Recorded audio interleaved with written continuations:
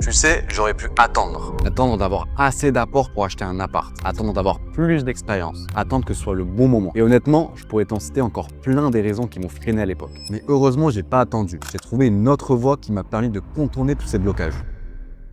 En 2021, avec mon frère, on a lancé notre conciergerie Airbnb. On n'avait pas de gros budget, pas de carte d'agent immobilier et pas de réseau particulier. Juste l'envie de lancer quelque chose de concret et de mettre un pied dans l'immobilier et l'entrepreneuriat. Sur cette chaîne, je te partage tous les conseils tirés du terrain, ceux que j'aurais aimé entendre avant de me lancer, pour t'aider toi aussi à avancer dans ta propre conciergerie. Alors abonne-toi si ce n'est pas encore fait. Dans cette vidéo, je vais te montrer les 3 raisons pour lesquelles j'ai choisi la conciergerie Airbnb. Et reste bien jusqu'à la fin, parce que la 3e a été le vrai déclic de ma décision.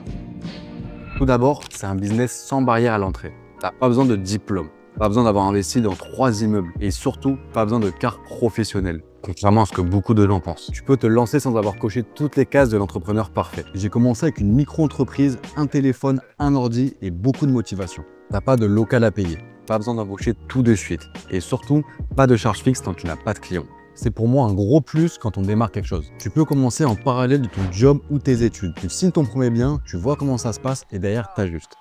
Et si ça te plaît et que ça marche, tu fais grandir le projet à ton rythme. Et rien que ça, pour moi, c'est un luxe énorme. On parle d'un business que tu peux lancer rapidement, simplement et sans risque démesuré.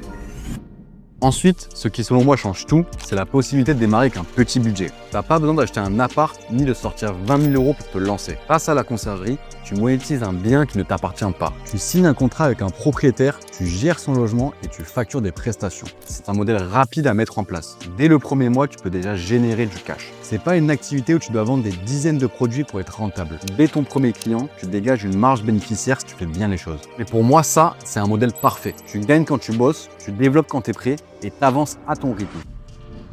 Pour terminer, c'est une manière simple de rentrer dans l'immobilier. Quand tu as une conciergerie, tu travailles directement avec les propriétaires. Tu découvres comment ils investissent, ce qu'ils recherchent, ce qu'ils délèguent et comment ils calculent leur rentabilité. En gros, tu deviens un acteur du marché immobilier local, sans même avoir acheté quoi que ce soit. Et à force, tu gagnes en crédibilité, tu te construis un réseau et surtout, tu apprends. Tu comprends les stratégies de location, la réglementation, les erreurs à éviter, enfin bref, tout ce qu'un futur investisseur doit savoir. Et le jour où tu voudras acheter, tu le feras avec de l'expérience et du cash que tu auras généré avec ta conciergerie. Moi, je vois cette activité comme une formation accélérée dans l'immobilier.